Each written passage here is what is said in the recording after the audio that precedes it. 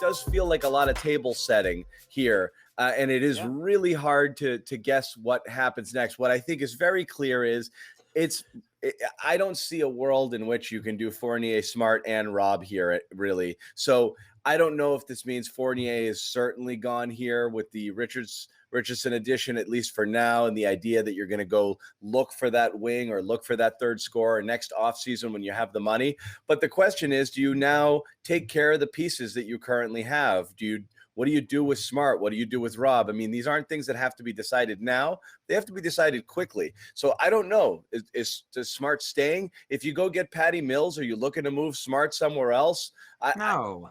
I'm just saying. Well, the thing that I'm noticing, and I think you guys see it as well, is that whatever decisions that Brad Stevens is making, damn it, he's being decisive about it. Yeah. You don't get the feeling that he's just saying, maybe I'll keep him, maybe I won't. No, he's just like, look, the offseason hasn't even started. Exactly. And Brad's just like let's just go. I need to shake this I've roster got up shit to do. That's what's happening right now. And I love that. I love that. Me too. I love that. Yeah. I got a lot of stuff to do. I got to really turn things around here. We're looking at you catch his presser last night?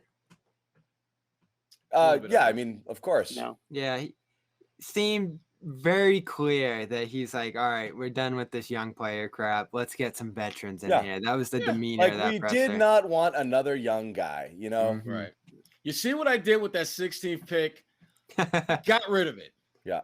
Got rid of it. And the guy that was taken at 16 was Aparin Segun. I can't even pronounce his name. Foreign guy. But is Moses Brown better than that guy? Yeah. I think so. We'll see. He might be. Sure, certainly was against the Celtics. We had like 20 first half. Oh, jeez. So that's where we're at here again. In the, it's again, it's almost like you're like, am I gonna react now and then have everything not matter? Because right now, like, do you get geeked up about what you have and then none of these guys end up playing here anyway? It really is tough. I keep going over the Fournier. I just keep going over the Fournier thing. Yeah. I don't know how you can keep him here. And if they're talking, as Murph pointed out, and again, Sherrod, I don't know if you're hearing, if that's like smoke that the Celtics are putting out there. Yeah. You're supposed to do that. I mean, you think back to when Isaiah Thomas arrived in Boston. And what people, I think, sometimes forget was that a couple years prior to that, when Isaiah Thomas was going into free agency, the first call he got was from Danny Ainge. And Danny had no money to pay him, knew he couldn't get him at all. He just called just to say, hey, you're on our radar. We like you. I can't do a damn thing with you now. I just want you to know that I really like you. And so a couple years later, fast forward, boom. Isaiah is comfortable with coming to Boston because this is a guy that reached out to me when he didn't have to, but he did so anyway. I think when you have these conversations, you're supposed to have those conversations. Fournier is the best available free agent that you had on your roster this past season. For you to not have a conversation or conversations with his camp, very disrespectful. No, I hear you, but I mean, we saw it happen a couple of years ago with Morris. They didn't even call him. They never called him. That's because they knew there's no way in hell he was coming back. He didn't get the call. Is that why Danny wasn't making any moves? He was calling all the wrong people.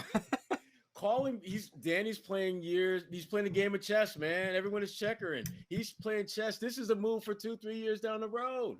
Yeah. At least that's what we're supposed to believe. Yeah. No, I do like the start from Brad. There's definitive diversion from certain things that you knew were Ainge tendencies. And now you're starting to see him create his shape and vision of the team here. I just think it's a little bit of an awkward roster construction so far. I get the point that it's not done.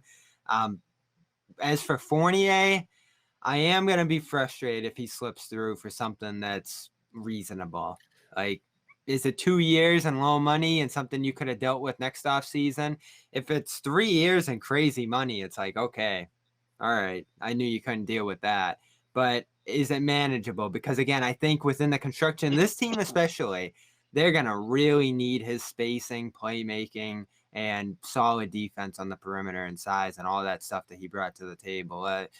I'm not at the point where I was early in the offseason where I said they need to keep him at all costs. I see that the plan has kind of shifted away from that sort of run it back thing here, but I don't know. He's going to be a tough loss to replace. Richardson by no means is a Fournier replacement. He's not. And again, it's not. Isn't that shot? That's supposed to be. That's where it's always come back to for me. It's not to me, there's no difference between outside of trying to stay, obviously. Remember, they're trying to replace.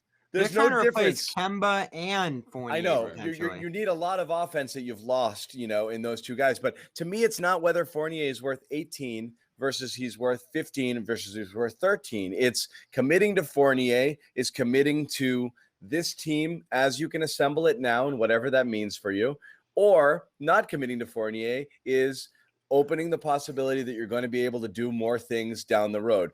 So the number doesn't matter. That's why I'm not going to be mad if it's like, oh, Celtics could have afforded that. It's something or nothing. That's what it comes down to. If you want him, you get him. If he in fact wants to come back. If you don't, it's just because you want the space. So it doesn't matter what the final deal doesn't matter. I don't think much, because any deal kind of takes you out of the running of doing stuff next offseason. Hi guys, Cedric Maxwell here. I want to take a minute to tell you about Marigold Medical. I'm used to keeping my body in great shape, but with arthritis, even the most simple everyday tasks became unbearable. As soon as I called Marigold Medical, I knew I was in good hands. No drugs, no surgery, just an experienced team of caring professionals that wanted to get me back to doing the things I love. Make the call to Marigold Medical and get back to pain-free life.